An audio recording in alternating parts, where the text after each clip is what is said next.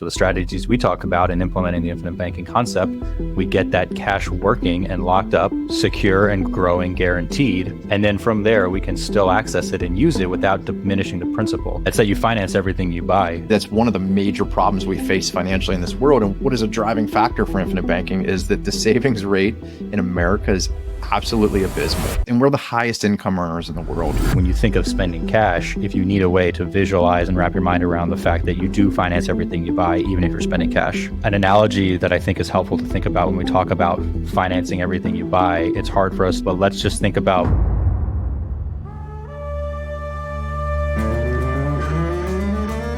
What's up, Hans? How are you? Hey man, how's it going? Good to get started here on our episode number 1 of the Remnant Finance podcast.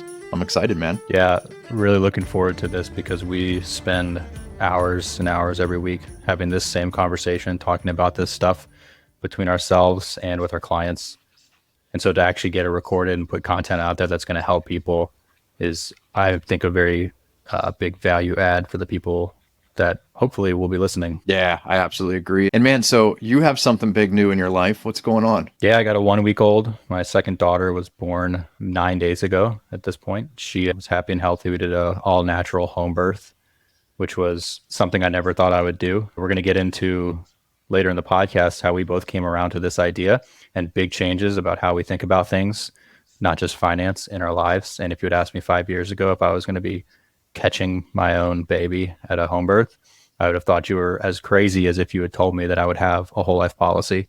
So needless to say, a lot of things have changed. Currently running on fumes, trying to remember what life is like with a newborn, but one day at a time, we're getting there. That's good stuff. And I'm glad that those aren't your balloons. That explains the background a little bit better. Those pink balloons. Oh, I didn't even know you could see those.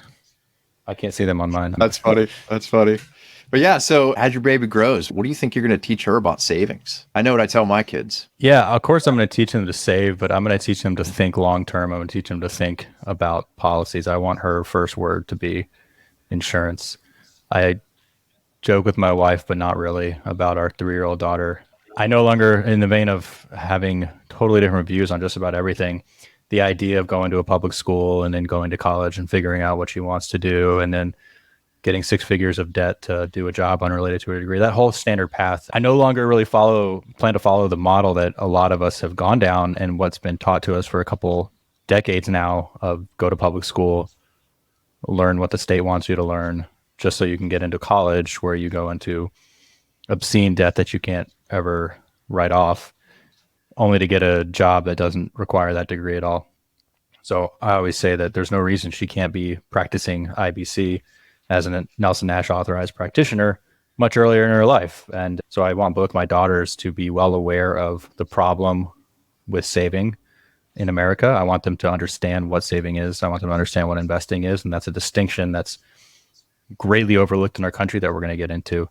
But I plan to raise both of them and any future children with the mindset of controlling capital. And actually, I'm not going to outsource their financial education to the state, to institutions, or to marketing on TV. Yeah, man, absolutely. And it's funny you say that about them working in this. And at some point here, we'll have one of our tax advisors come on here and talk about this a little bit down the road. But my kids are already working in my business, so they're around this and learning it as they go. My kids range from 13 to 4. I've got 4 kids, but if you ask any of them, including my 4-year-old, how much we save, they'll tell you at least 20% of the income, and we hope for a lot more. And that is when they're on the low end. So I've taught them that when they're in the earliest and the lowest earnings rate of their life, probably 20 years old, let's call it, they're required to save at least 20%. And that's because it might be hard to live on the rest when you're not making much money. But every time that income grows, we plan to save even more and more, because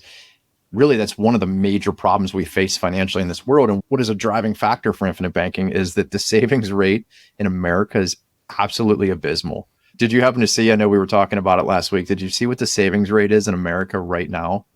Last month, we have March's data, March 2024. I remember, I don't know March of 24. I remember the last time we did a presentation on this, it was in the ballpark of 4%. That was a couple months ago. It's down to 3.2% right now for Americans. And we're the highest income earners in the world. It's absolutely abysmal. What's wild is we just lived through this crazy window that everybody knows through COVID, where people were home from March of 2020 to like April of 2021. It was above 10% that entire time. And I think it even spiked as high as 22%, if I recall correctly, which is awesome. And that just gets, other than that massive spike, 10% used to be the standard from the 50s into the mid 80s. It almost never went below 10% for the average family.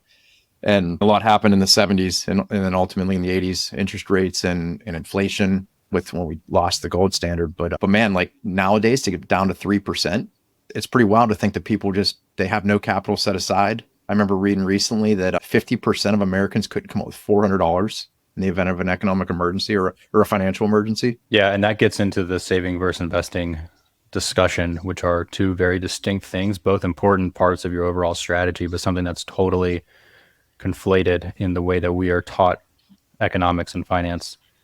We're going to talk in a lot more detail over coming episodes about the difference. But briefly, saving is shielding your principal from risk so that it is there guaranteed later in the future when you need it.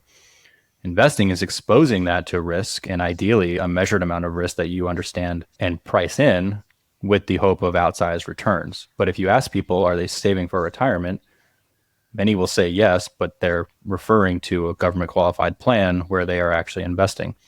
And so this idea that saving is investing is saving is completely wrong, and is why so many people are subject to market forces with no guarantees and all the risk on their end of the equation. And they're coming into retirement hoping that the market performs as it was projected to, which is a lack of strategy that we try to help clients avoid. And really here at Remnant Finance, like I know on my end, the way I'm going to sleep best at night is when I know that if something goes wrong, I have liquidity. I have money in a safe place and I don't have to sweat it. So I know what my burn rate is or what I spend every month.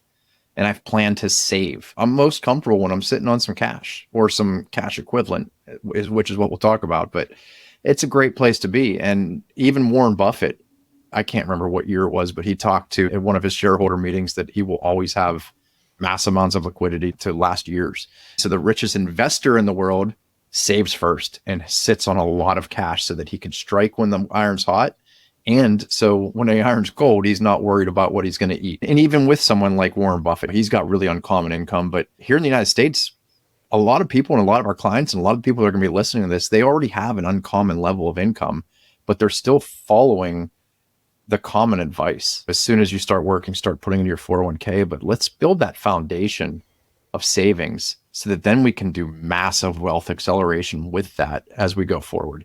And that's what brings us to one of the most impactful things that Nelson Nash taught us, which is the other major problem we're facing and why you and I got involved in infinite banking and why we gravitated towards it and what we love to teach other people.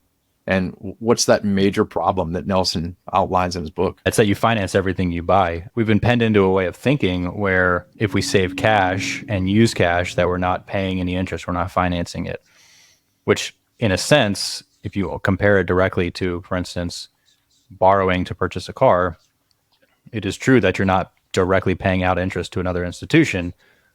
But when you understand what your savings should be doing and that your savings should be earning for you with guarantees, and you extinguish that principal, you save up the cash and then you use it. Now you have what you purchased, but you have no cash. And so you lose the ability for that cash to ever do anything for you ever again. So the strategies we talk about in implementing the infinite banking concept, we get that cash working and locked up, secure and growing, guaranteed. And then from there, we can still access it and use it without diminishing the principal. So we finance everything we buy. When we say that, we mean by expending that savings, you have no future gains on that money. And we don't want to cut those gains short. Nelson said straight up in his book, he says, you finance everything you buy. You either pay interest to someone else, which is what most of us think about when we're financing things, or you give up the interest that your money could have earned elsewhere. And there are no exceptions to this. It doesn't matter if you're buying a pack of gum, if you're buying a car, if you're buying a house, if you're buying an island, you're either financing it by paying interest elsewhere or you're giving it up when you spent that cash. And that's really the biggest problem out there. Yet we all focus, like you talked about a little bit ago, that 401k and how much rate of return can I get? And then how volatile is it? And we all want to gain money fast. We want to gain money tomorrow instead of thinking long-term like Nelson taught us. And that's really what infinite banking tries to answer it is how to overcome the fact that we're either paying outside institutions and letting them enjoy the fruits of our labor and the fruits of our money, or giving up what we could have earned. An analogy that I think is helpful to think about when we talk about financing everything you buy, it's hard for us, like we said, to wrap your mind around. When you save and then spend cash, you're not paying interest. Well, let's think about if you save $30,000 to purchase a vehicle, instead of a stack of money or a number in your checking account, which is how we think of it, and we think, I'm going to spend 30,000, I'm not going to pay anybody interest. Here's my 30,000. If you imagine instead that $30,000 was a little machine that was printing 5-6% every single year, and then you handed that machine in for the car. If you think about it that way, that little machine that little money printer, that $30,000 that will, if you use it correctly, will be working for you, and if not you, for somebody else indefinitely, continuously spitting out additional income. Once you've traded that little printer for a car, that money is still going to earn for somebody. It's just no longer going to earn for you. So it's true that you didn't pay interest dollars. If you looked at an amortization schedule, you didn't pay interest dollars to the lender, whether it's a car dealership, mortgage company, et cetera. When you gave away that $30,000, when you spent that money that you saved, it can no longer print that money for you. Think of in your mind a little mini money printer when you think of spending cash, if you need a way to visualize and wrap your mind around the fact that you do finance everything you buy, even if you're spending cash. So infinite banking, really, it's the process of becoming your own banker. And I think that word in the book, Becoming Your Own Banker by Nelson Nash, becoming might be the most important part, because it's not an overnight switch, and it's about the rest of your life, the rest of your family's lives, the rest of the third generation's life. As we go on and on, they're going to continue to become their own banker to the point where they never need to look at an outside financial institution for how they purchase things. It's a life that ultimately enables you to, and your family, to sever your dependence on the larger banking system. And we're not talking about a checking account, but we're talking about the problems of finance and who owns the profits from the banking function. And what is banking? I think most people probably think about banking as I run down to Wells Fargo or Citi or Chase or something, and I deposit my checking account, and I move money from a checking to a savings account, going to see the teller and the operations you do there. But what are we really talking about? Or what is banking in its simplest form? So when we talk about the banking function, we're talking about the movement of money. We're talking about who controls the flow and access to money that moves through the economy, whether that's the economy at large or your own financial personal economy for your family. So if you just think about what banks are doing, we deposit our money, they sit on that money and use it to cash flow. And they do that by giving us a few percent to incentivize us to stay with them. But then think about what you're getting in your savings account. And then think about when they lend that money out for a car loan, what those rates are. And so that's that spread that they're making. And that's when we talk about this money printer, money is going to work for somebody, and it's going to work for the person who understands how to control it, how the flow works, and understands that spread. And so banks are doing that every day with your money. And that gets to the question of, are banks lending out their own money? Now, there's a whole rabbit trail that we'll talk about in future episodes with fractional reserve banking. But let's just say in a fantasy economy where we don't have fractional reserve banking, at the end of the day, the banks aren't lending out their own money. They're lending out your money that you're sitting on. And so you log in and you see that number on your screen, but that is the money that is being loaned to someone else. Everyone has a claim on it, but you're not a secured first line creditor in that. You mean it's not like sitting in a vault somewhere? It's definitely not sitting in a vault. Again, without going into fractional reserve and how that plays into it, just at a basic level of how modern banking works, they're not sitting on that money and holding it for you. They are putting that out there into the economy, and they are earning on it. And they're earning a pretty nice spread on it. And that's what we want to control and take back. I'm just wondering then, when you deposit money into the bank, and I stop, for me, a local bank here, I live in Pittsburgh, there's PNC Bank. It's nationwide, but it's here in Pittsburgh is the origin. So when I go down there and I drop $1,000 into their bank, you do have a claim on it as the depositor. You have a claim on it. You're not a first line claimant, but you do have a claim on that, but they own the money. That's already determined. That's been settled by the Supreme Court. You don't own that money anymore. The bank owns that money. They take that money and loan it out. But if I put a claim on it, to them, it's a liability. because now they have to come up with the money to pay me. So they have to have an action plan on how they're going to flow that money and make enough money to pay me back if I choose to come get my money. So it's an interesting way to think about that most of us don't. And when you do think about that way and you pay attention to the way that a bank moves money, they are the wealthiest institutions in the world. If you go into any city block, Nelson pointed this out in his book, that the nicest buildings are always banks. So why don't we do what banks do? And I really think we should, because there are two, according to Nelson, he lays this out in his book, there are two businesses that everybody's in, and that everybody should be in, whatever. And one of those is the business where you earn your income, and the other one is the business of banking. And most of us are only in one business. We're only in the business of whatever way we've chose, whatever our vocation is, to earn income. And we give that banking function to the banks and let them become exceptionally wealthy in a way that we can't, but we can certainly recapture a lot of that process and become wealthy ourselves by learning that process and taking it over. But even still, like, our money's got to reside somewhere, right? So are we going to put it where we put it matters. That environment absolutely matters.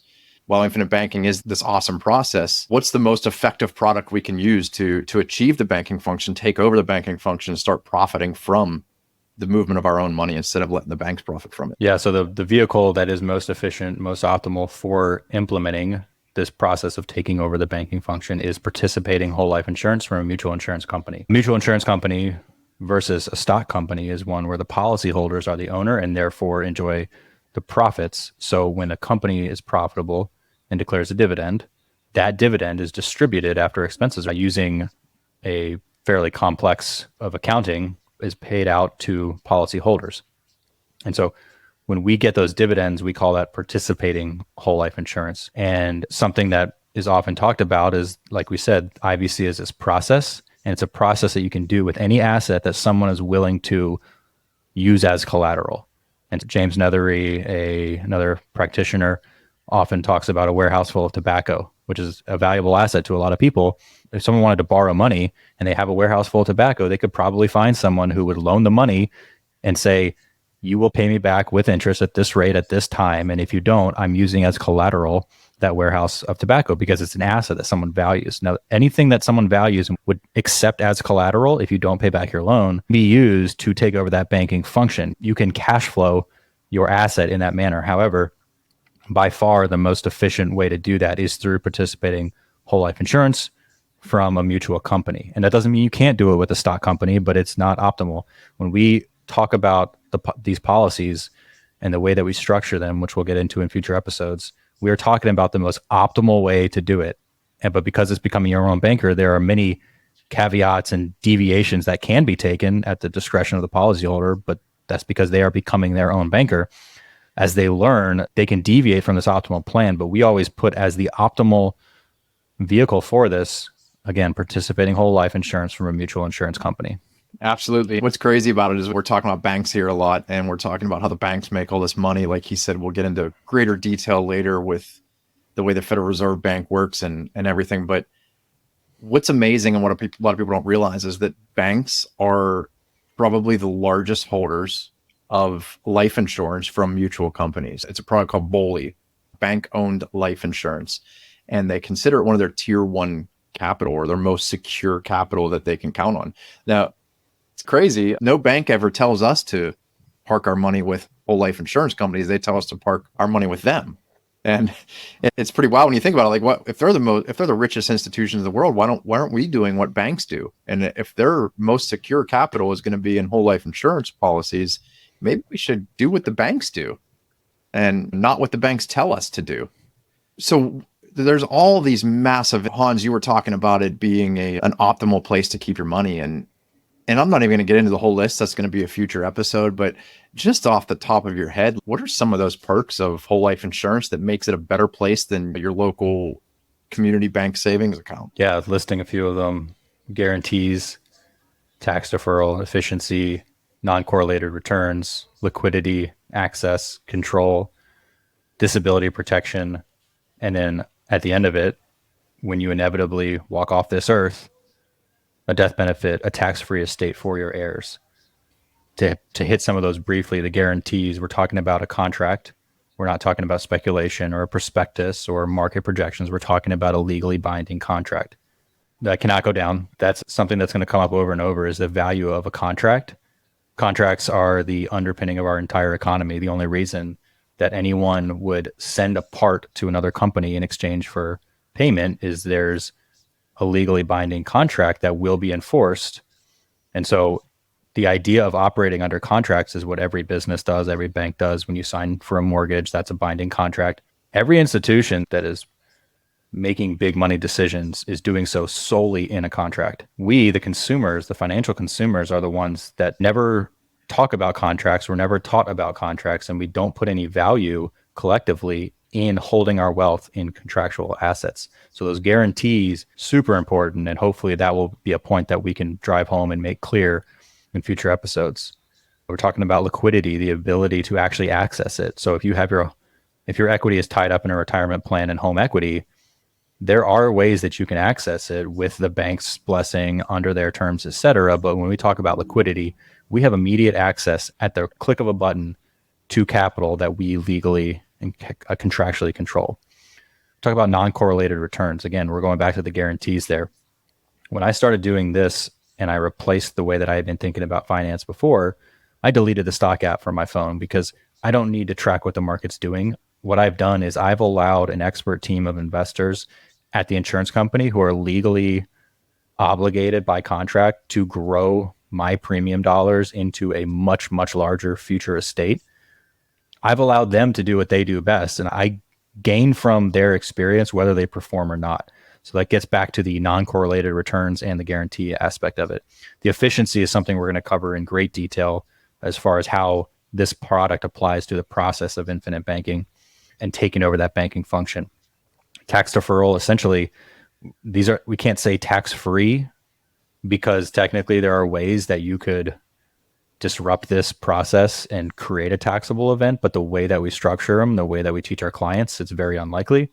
So we say tax deferred, but effectively, once this money goes in, you're paying post-tax dollars, so you are taxed on the premium dollars that go in. And when we're talking about just a standard individual whole life policy, you're putting after-tax dollars into the policy. And then from that point on, as long as you use the policy effectively, you freed them from the tax man forever. Waiver of premium, that's disability coverage. That's insurance for your insurance. If you look at all of your financial vehicles that you have and where your money is spread out, if you were to lose your job and your income today, which of those would continue to pay? This one does, depending on how we structure it. And we always plan to structure it that way.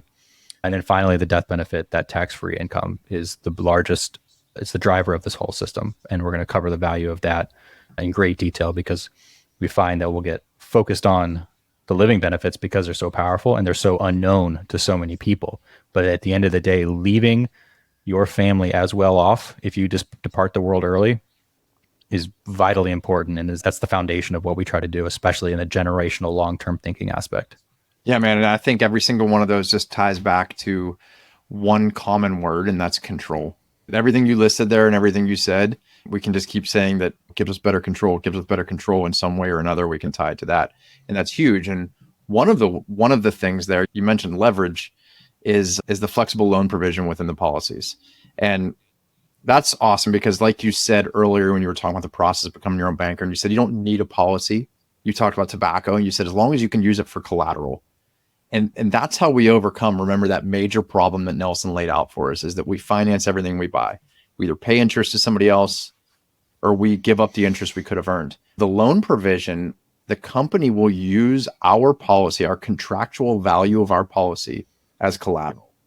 And when they use that as collateral, it allows our capital that is tied to the contractual value of that policy to continue to grow, to continue to earn that interest, to continue to earn those dividends, whether we have that money still attached or we're leveraging it to buy something else. So when we leverage it, we're going to borrow from the company and purchase, make our major purchases, buy assets, take it for passive income, all these wonderful things we can do with that flexible loan provision.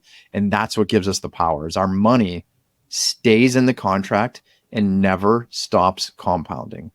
It will grow forever. We'll have constant compounding of our money. And that's what we give up every time we spend our cash. So we're solving for that problem inherently through this like amazing provision, this first right access to the capital within our contract. And it's really one of the most powerful provisions and what allows these policies to work in the process of becoming our own banker. I guess from there, what I'd say is we don't necessarily know you. We hope some of our current members of our practice are listening, but if not, we don't know you, but we probably know a couple things about your financial situation. And what are those things that is pretty much across the board going to apply to almost everybody? We know that your money currently resides somewhere. If you look at your balance sheet, you've got different financial products. It's sitting somewhere, and you could log in to your screen and see different numbers in different accounts. So your money resides somewhere. The other thing we know with certainty is that someone is cash flowing and profiting from controlling that money. So again, going back to the little money printer analogy, you've got all these little money printers that are creating cash for somebody, because people that know how to cash flow money, they know banking, they understand what the banking process is and how to effectively use it. Someone is taking that chunk of money and actively cash flowing it. There's only two sources of income. There's people at work and money at work. And so somewhere you're earning your income. And when we take over the banking function, we want to teach you, and we want to make sure by utilizing the banking function and eventually investing that money, is that our money is at work. So our money can be at work by being in the optimal environment, and further by using that money to grow itself down the road. And another thing we know about everybody's financial situation is that when we take back control and become the beneficiaries of that money at work and of that cash flow, our wealth can only expand. Yeah, so that gets back to something we mentioned earlier about everyone being in two jobs. Taking that concept a bit further, you have people at work and you have money at work. Almost everyone listening to this falls into the category of people at work. Now, we have our money working for us elsewhere, whether that's an investment account, retirement account, et cetera. We don't have the guarantees. We assume the risk. We don't necessarily have liquidity, access control. We lack a lot of these benefits, but we are trying to grow it in some sense. But what we want to do is we want to put the money at work aspect back into our control so that we cash flow and not just hope for those future returns on these investment products. We want that cash flow that's recurring every year. And so an example, a lot of our clients are military pilots. And so when we say be in two businesses, a lot of them are military aviators collecting a salary for doing that, or commercial aviators.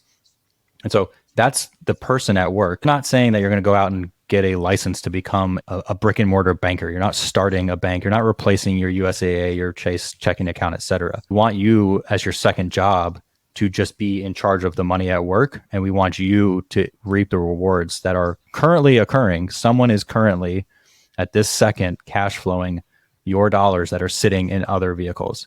And so we want to bring that back in for the money at work piece. One thing I want to mention is, this might sound great what we're saying, but a lot of people have a lot of strong opinions about whole life insurance, and those are almost exclusively driven by someone else's misunderstanding or misrepresentation of the product. So I had the same reaction that a lot of people have when I was first exposed to this idea. I tossed aside the book because it was whole life insurance and I knew better because I had been listening to Dave Ramsey, et cetera. So I want to say that if you think that this all sounds great, but you have these preconceived notions of what whole life is, why it's a quote bad investment, why it grows really slowly, et cetera, all these things that we are heard that disparage this product, I want to encourage you to at least listen to one more episode, because we're going to go through a lot of those myths and try to demonstrate how we can actually structure these whole life insurance policies for very efficient and very timely growth so that you can get using these policies right away. Don't just get hung up on, yeah, this sounds great, except I don't want to wait 20 years for this. I encourage you to listen to at least the next episode before jumping ship. I encourage you to listen to the next few hundred episodes, but the following episode will be on top of that, not only just like the myths that Hans mentioned and the common misconceptions of whole life insurance, but the following episode, we plan to talk about why it's the perfect savings environment. And as we were talking, in the past, I think we've come up with 20 some points of what makes it the best place to save your money. And we look forward to seeing you there. All right. Cheers, guys. We'll see you next time.